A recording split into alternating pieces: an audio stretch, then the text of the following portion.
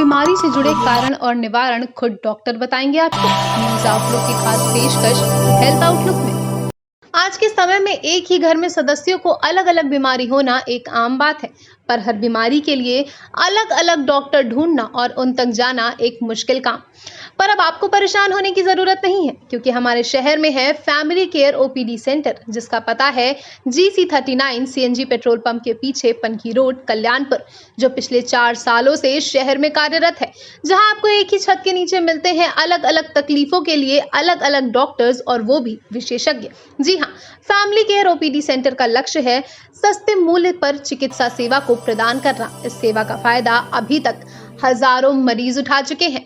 Family care OPD centre के बारे में और जानने के लिए हमारी संवाददाता नेहा पहुंची फैमिली केयर सेंटर, जहां उन्होंने वहां पहले से मौजूद कुछ मरीजों से बात की और जाना वहां के डॉक्टर्स के साथ उन सभी का अनुभव। हेलो एवरीवन, इस समय न्यूज़ आउटलुक इंडिया की टीम आ पहुंची है family care OPD centre Kalyanpur में, जहां पर आप अगर चाहते हैं कि अनुभवी डॉक्टरों के द्वारा अगर आप चाह रहे हैं कि आपका सफल इलाज हो, आपको सही रास्ता और सही मार्गदर्शन मिले, तो एक बार फैमिली केयर ओपीडी सेंटर ज़रूर आएँ, जहाँ पर एक ही छत के नीचे हर प्रकार के मर्ज के डॉक्टर आपको अवेलेबल मिलेंगे।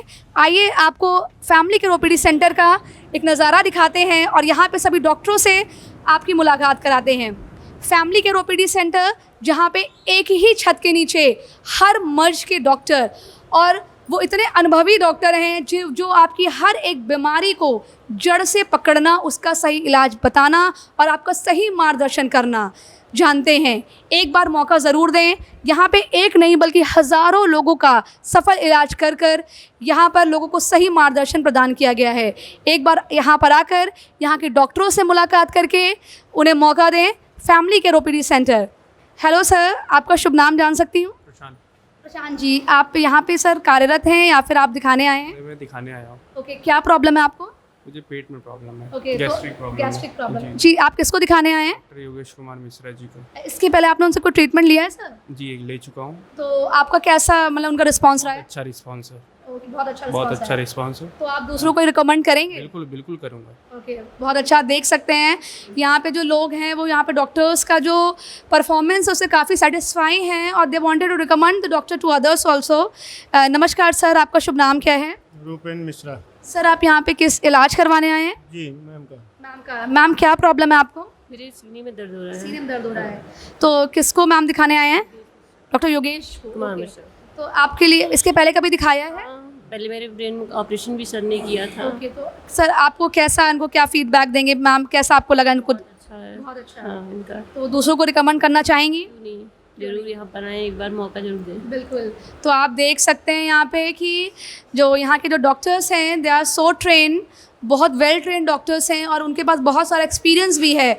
और अगर आप सब भी चाहते हैं कि आपको सही मार्गदर्शन मिले, क्योंकि अगर जिस इंसान के पास अनुभव होगा वही हर तरह से सही बता पाएगा कि वाकई में आपको प्रॉब्लम क्या है और आपको उसके लिए क्योर क्या करना है। इसी के साथ आप सभी लोग एक बार आके फैमिली केयर ओपीडी सेंटर, जहाँ पे जो शुल्क रखा गया है, डॉक्टर का जो फीस है वो भी बहुत कम है, एक बार यहाँ पे आएँ और अपने आप को दिखाएं, डॉक्टरों से जानकारी परामर्श लें। उसके अलावा हमारी संवाददाता ने वहां मौजूद डॉक्टर योगेश कुमार मिश्रा से भी बात की, जहां डॉक्टर ने बताया कि जनता की सेवा करने के लिए इस फैमिली केयर ओपीडी सेंटर के सभी डॉक्टर्स की फीस को महज 100, 150 और 200 तक ही सीमित रखा गया है, ताकि हर व्यक्ति अपना सही इलाज करा सके। तो चलिए देखते हैं यहाँ के डॉक्टर पैनल की एक झलक। Doctor Shivanshu Mishra, doctor Yogesh Kumar, doctor Daksh Gadi, doctor RK Gupta, doctor Sonam Gupta, doctor Saurabh Gupta, doctor Devashish Chaubey, doctor Abhishek Awasthi, doctor A Kumar, doctor R Bhushan. तो चलिए अब हम आपको दिखाते हैं कि हमारी संवाददाता नेहा ने डॉक्टर योगेश कुमार मिश्रा से क्या बातचीत की। नमस्कार दोस्तों, आप सभी का स्वागत है हमारे चैनल न्यूज़ आउटलुक इंडिया के खास प्रोग्राम हेल्थ आउटलुक में। आज हमारे साथ मौजूद हैं डॉक्टर योगेश कुमार मिश्रा जी, जो कि diabetic, respiratory problems and hypertension जैसी प्रॉब्लम्स के जूझ रहे मरीजों का सफल इलाज विगत कई वर्षों से कर रहे हैं। आइए मिलकर बातचीत करते हैं डॉक्टर योगेश कुमार मिश्रा जी से। नमस्कार सर, आपका बहुत बहुत स्वागत है हमारे कार्यक्रम हेल्थ आउटलुक में। मैं doctor Yogesh Kumar Mishra, MD medicine, और मैं यहाँ पे फैमिली केयर OPD सेंटर जो कि CNG पेट्रोल पंप के पास स्थित है, 3-4 सालों से डायबिटीज़, हाइपरटेंशन और TB, चेस्ट के मरीजों को देख रहा हूँ और उनसे काफ़ी लोगों को यहाँ पे फ़ायदा भी हुआ है और अनवरत मैं इसमें प्रयास में हूँ कि ज़्यादा से ज़्यादा लोग इस सुविधा का यहाँ पे लाभ लें। जी सर, अच्छा मैं ये जानना चाहूँगी, जो आपने ये जो इस इतने सालों से जो इलाज कर रहे हैं, इसके लिए जो आपने पढ़ाई की, जो अनुभव प्राप्त किया, वो अनुभव आपको सर कहाँ से मिला या आपकी पढ़ाई, आपने शिक्षा दीक्षा कहाँ से करी? जी, मैंने अपना MBBS यहीं कानपुर से गणेश शंकर विद्यार्थी मेमोरियल मेडिकल कॉलेज से किया हुआ है और यहीं से मैंने अपना medicine, MD medicine, internal medicine भी GSV मेडिकल कॉलेज से किया हुआ है। दोनों मेरे कोर्सेज यहीं कानपुर से ही हैं। ओके सर, बहुत अच्छा। सर, आज के समय में हम देख रहे हैं, चाहे छोटा बच्चा हो या यंग कोई पर्सन हो या फिर बूढ़े हों, ज़्यादातर लोग सर डायबिटीज़ जैसी एक बहुत ही घातक बीमारी से जूझ रहे हैं। हाइपरटेंशन और रेस्पिरेटरी, ये तीनों ही प्रॉब्लम ऐसी है जो हर दूसरे व्यक्ति में देखी जा रही है। सर हमें ये बताएं, जैसे डायबिटीज़ किसी इंसान को है तो सर इसका पता कैसे चलेगा कि वो इंसान डायबिटीज़ से सफ़र कर रहा है? जी, बहुत अच्छा क्वेश्चन है आपका। एक्चुअली डायबिटीज़ एक मेटाबॉलिक सिंड्रोम है। ये कई तरह का होता है, जैसे कि हम लोग सुनते हैं कि हमको टाइप 1 डायबिटीज़ है, किसी को टाइप 2 डायबिटीज़ है। जो माताएं गर्भवती होती हैं उनको जेस्टेशनल डायबिटीज़ भी हो जाता है ड्यूरिंग प्रेगनेंसी, उसको जेस्टेशनल डायबिटीज़ भी बोलते हैं। तो इस तरह से डायबिटीज़ के कई प्रकार हैं। ये कंजेनाइटल भी हो सकता है, बच्चे जन्मजात पैदा होने के बाद भी कभी कभी कुछ बच्चों को डायबिटीज़ डायग्नोज होता है। तो कंजेनाइटल डिफेक्ट्स की वजह से भी डायबिटीज़ होता है। बेसिकली हमारे शरीर में ग्लैंड होती है पैनक्रियास, जो कि जिसका बीटा सेल इंसुलिन निकालता है। इंसुलिन का काम होता है हमारे शरीर के ग्लूकोज लेवल को मेंटेन रखना, बराबर रखना, जितनी रिक्वायरमेंट है उतना इंसुलिन निकल करके एक लेवल को मेंटेन करते रहता है शरीर में, न कम होने देता है न बहुत ज़्यादा होने देता है। तो जिन लोगों को ये इंसुलिन का डिस्टर्बेंस हो जाता है, प्रॉब्लम हो जाता है बॉडी में, या तो इंसुलिन बनती नहीं है या तो हमारी बॉडी उसको यूज़ नहीं कर पाती है, उसके आधार पर डायबिटीज़ मोटा टाइप 1 एंड टाइप 2 डिवाइड किया जाता है। टाइप 1 को हम लोग बोलते हैं यंग ऑनसेट डायबिटीज़, मतलब कि यंग लोगों में होता है, बिलो 30-25 एज में होता है।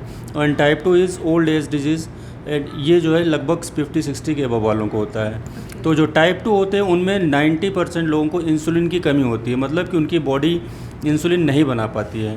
और या तो उनको जो है उनके शरीर ओबीज हो गए या मोटे हो गए, जिससे जो इंसुलिन निकल रही है उनके रिसेप्टर इतने गड़बड़ हो गए हैं कि इंसुलिन है बट उनकी बॉडी उसको एक्सेप्ट नहीं कर पा रही है। And type 1 diabetes is mostly insulin dependent, मतलब उनमें इंसुलिन लगभग ना के बराबर हो जाता है, ख़त्म हो जाता है। टाइप 1 वालों को तो इंसुलिन देना ही देना है। टाइप 2 डायबिटीज़ को हम both oral medication and insulin दोनों से मैनेज करते हैं। Okay sir. अच्छा सर, ये बताएं, जैसे डायबिटीज़ है तो व्हाट आर द रीजंस, मतलब उसके, जैसे कि इंसान को बाय बर्थ तो डायबिटीज़ नहीं हुआ फॉर एग्जांपल, तो 20 साल की उम्र में पता चला इंसान को डायबिटीज़ है, तो क्या रीज़न है जो डायबिटीज़ इतने यंग जनरेशन में लोगों को अफेक्ट कर रहा है? कुछ जेनेटिक फैक्टर होते हैं जिसमें कि बहुत सारे खोज की गई हैं, जिसमें म्यूटेशन के दौरान जो कि हमारे इंसुलिन लेवल को सिक्रिएट करने के लिए ज़रूरत होते हैं, कुछ बच्चों में वो बनता ही नहीं है। वो म्यूटेशन होने के डिफेक्ट की वजह से इंसुलिन का निर्माण ही नहीं हो पा रहा। तो वो यंग एज डायबिटीज़ जो होती है वो तो आप समझिए कि कंजेनाइटल डिफेक्ट है या जीन लेवल पे डिफेक्ट आ गया, क्रोमोसोमल डिफेक्ट है। उसमें हमको केवल इंसुलिन देना ही देना पड़ेगा, क्योंकि बॉडी बना ही नहीं पा रही है। एक्सटर्नल हम इंसुलिन देंगे तभी हमारी बॉडी काम कर पाएगी, नहीं तो बच्चा लीन थीन होता जाता है और बहुत सारी बीमारियों से ग्रसित हो जाता है। और टाइप 2 डायबिटीज़ का कारण आजकल के रोज़मर्रा ज़िंदगी में बहुत सारे उसके कारण हैं, जैसे कुछ लोग हाइपरटेंसिव हैं या स्ट्रेस से गुजर रहे हैं। बहुत ज़्यादा स्ट्रेस वालों को भी, जो तनाव में रहते हैं काफ़ी ज़्यादा, उनमें भी इस हार्मोन की गड़बड़ी हो जाती है, उनको भी शुगर हो जाता है।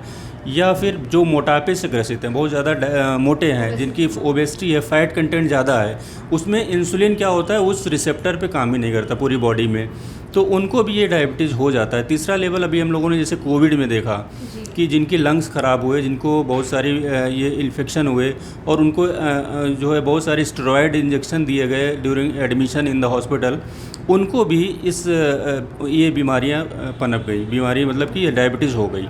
तो इस तरह से बहुत सारे इनके कारण हैं, but mostly is the hypertension, obesity, stress level and lung disease. तो जैसा कि देखा आजकल लोग बहुत हर छोटी छोटी बातों में चिंता करते हैं, बहुत ज़्यादा टेंशन्स लेते हैं, तो आपको नहीं लेना है, because these are the main reasons that cause diabetes. अच्छा सर, हमें ये बताएं, जैसे डायबिटीज़ के जो सिम्टम्स होते हैं डिफरेंट पीपल में डिफरेंट तरह के होते हैं। कोई इंसान बिल्कुल इमीडिएट उसकी हेल्थ डाउन होने लगती है, वेट लूज़ होने लगता है, किसी के पैरों में हम छाले देखते हैं, घाव हो जाते हैं पैरों में। तो सर प्लीज़ हमें थोड़ा इस पर आप लाइट डालें कि बताएं लोगों को कि क्यों ये रीजंस या किन लोगों में ये रीजंस हो रहे हैं या क्यों हो रहे हैं।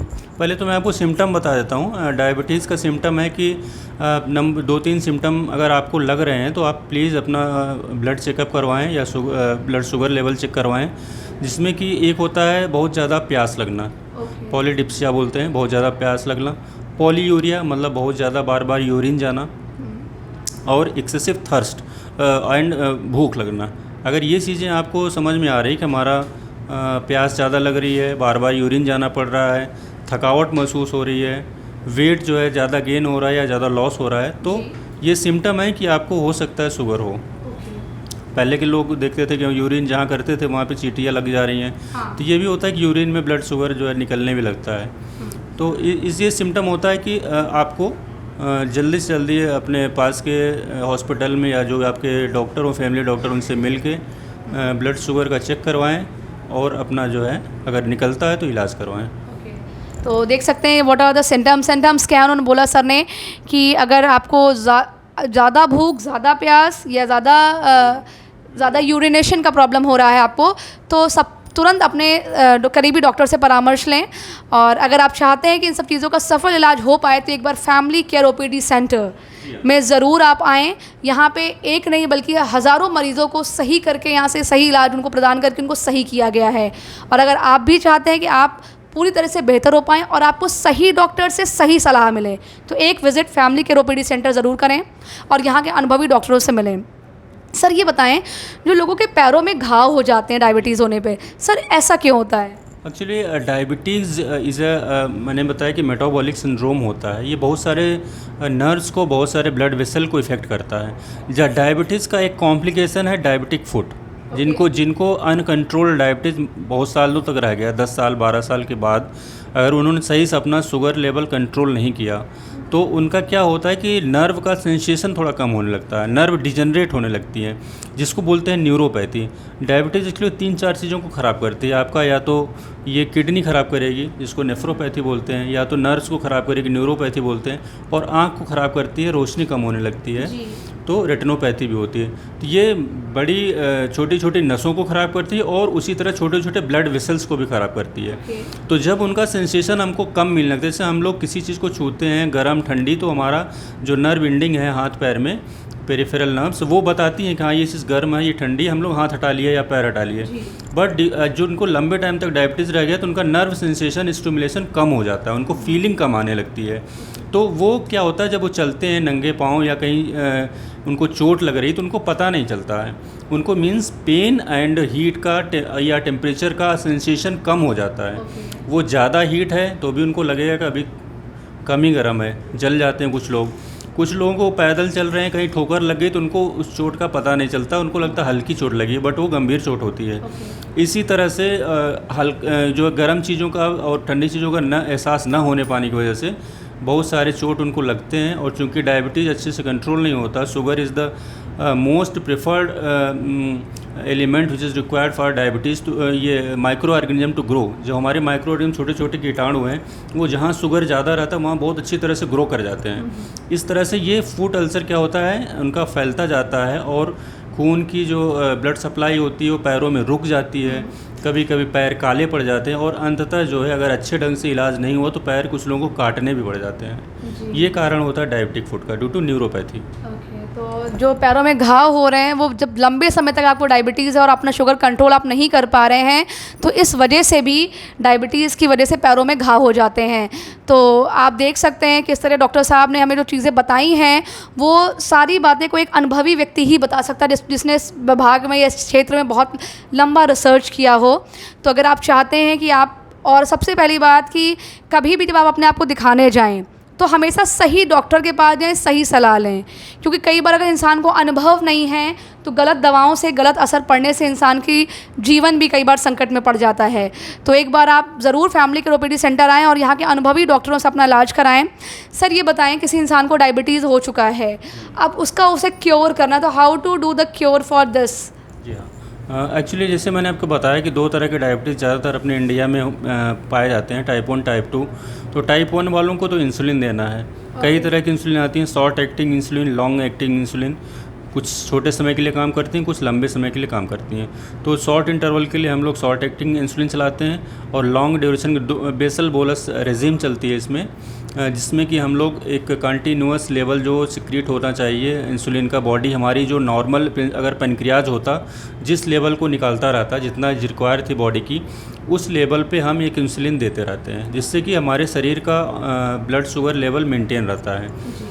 टाइप 2 वालों को हम ओरल मेडिकेशन देते हैं और बहुत ज़्यादा होने पे, जिसको बोलते हैं कि शुगर लेवल बहुत ज़्यादा है, अनकंट्रोल्ड है, तो शुरू में हम लोग पहले उनको इंसुलिन दे करके कंट्रोल कर लेते हैं, फिर उनको ओरल मेडिकेशन देते हैं। बहुत सारे ग्रुप हैं, बहुत सारे क्लासिफिकेशन है मेडिसिन की, on the basis of age and other disease जो कि मरीज़ रख रहा है। मान लीजिए उसको हाइपरटेंशन है तो हमको बचा के कौन सी दवा प्रेफरेबल है, या किसी को किडनी की बीमारी है तो कौन से शुगर की दवा देना है, हम लोग उसको समझते हैं और पहले उसको ओरल मेडिकेशन से कंट्रोल करते हैं। कुछ लो डोज से स्टार्ट करते हैं, जैसे जैसे कंट्रोल होता जाता है, जिस लेवल पे उसका ब्लड शुगर लेवल ठीक चलने लगता है उसी पे उसको छोड़ देते हैं, कंटिन्यू रखते हैं। और ब्लड शुगर उसको घर पे भी अल्टरनेट डे या लगभग रोज़ मॉनिटर करने के लिए बोलते हैं कि आप अपना देखते रहिए, किसी टाइम ज़्यादा होता है या बढ़ रहा है तो हम लोग उस टाइम के मेडिकेशन सही करके ब्लड शुगर कंट्रोल करते हैं। अगर बहुत ज़्यादा उसका गड़बड़ आ रहा है तो हम इंसुलिन पे भी रखते हैं। तो देख सकते हैं कि हर एज ग्रुप के अलग तरह का एक क्योर होता है, अलग तरह की मेडिसिन होती हैं। तो कई बार क्या होता है, लोग जनरल मेडिसिन समझ के हर एज ग्रुप का व्यक्ति उसे यूज़ करता है, ऐसा बिल्कुल ना करें। सही सलाह के साथ सही दवाओं का सेवन करें। सर ये बताएं, जैसे इंसान डायबिटीज़ का जब टेस्ट कराने जाता है तो एक तो बिफ़ोर हैविंग फूड है, दूसरा आफ्टर हैविंग फूड है। तो सर ये जो बिफ़ोर हैविंग फूड तो कुछ बिना खाए खाना करना है, दैट इज़ ओके, लेकिन सर आफ्टर जो फूड होता है तो क्या सर उसमें हमें पूरी डाइट को लेने के बाद टेस्ट करना है या फिर एक नॉर्मल कुछ भी खा के टेस्ट कर सकते हैं? अच्छा क्वेश्चन है। एक्चुअली बहुत लोग कंफ्यूज रहते हैं इसमें। फास्टिंग का मतलब होता है कि आप खाना जो है 8 घंटे कम से कम आप बिना खाने के रहें। तो जैसे आप अगर 10, 11, 12 बजे खाना खा रहे हैं तो सुबह 8 बजे, मतलब फीडिंग का इंटरवल 8 आवर होना चाहिए। बिना खाए 8 घंटे रहेंगे, उसके बाद अगर ब्लड शुगर करवा रहे हैं तो वो उसको हम फास्टिंग बोलते हैं। और जो खाना खाने के बाद 2 घंटे का होता है वो भी डिफ़ाइन करने के लिए होता है कि आपको टाइप 1 है कि टाइप 2D है, आप प्री डायबिटिक हैं कि डायबिटिक हो चुके हैं, उसके लिए हम लोग करवाते हैं। तो वो कुछ जो आपका नॉर्मल डाइट है जो लेते हैं वही पूरा लेके 2 घंटे बाद करवा लीजिए। तो सर फॉर एग्जांपल शुगर का पेशेंट है और वो आफ्टर शुगर वाला जो टेस्ट करना है तो उसमें राइस इंक्लूड करके, जैसे राइस मना होता है शुगर पेशेंट को, तो राइस इंक्लूड करके डाइट लेनी है विदाउट राइस? सारी चीज़ें जो नॉर्मल डाइट खा रहा है सब कुछ खा लें, उसके बाद जांच कराएं उसी समय, क्योंकि बॉडी को ये समझना, हम लोग को देखना है कि जो हम लोग जो नॉर्मल डाइट खा के करते हैं हमारा तो बैलेंस रहता है ब्लड शुगर, वो खा रहा है तो उसका क्या शरीर का इंसुलिन उसको कंट्रोल कर पा रहा है कि नहीं, नॉर्मल डाइट ही दे के करवाते हैं। ठीक है, तो देख सकते हैं ये एक ऐसा प्रश्न था जिससे लोग बहुत कंफ्यूज होते हैं कि आफ्टर शुगर शुगर कैसे टेस्ट करनी, कुछ भी खा के कर सकते हैं नहीं। तो आपको पूरी प्रॉपर डाइट लेके, रेगुलर डाइट लेके आपको शुगर टेस्ट करना है। तो इस तरह से आज हमने डॉक्टर योगेश कुमार मिश्रा जी से शुगर के बारे में, डायबिटीज़ के बारे में, जो बहुत ही डीप बातें हैं जो हर इंसान ईजिली नहीं बता पाता है, वो यहाँ के अनुभवी डॉक्टर योगेश कुमार मिश्रा जी के माध्यम से हमें पता चला। तो अगर आप भी चाहते हैं कि आप इनके ही जैसे और भी कई अनुभवी डॉक्टरों से मुलाकात करके अपना सफल इलाज करा सकें तो एक बार फैमिली केयर ओपीडी सेंटर ज़रूर आएँ। और यहाँ पे कई मरीज़, हज़ारों मरीज यहाँ से सही होकर जा चुके हैं और आप भी एक मौका लें। Thank you very much sir for giving us the precious time. और इसी के साथ आप सभी देखते रहें न्यूज़ आउटलुक इंडिया में हेल्थ आउटलुक।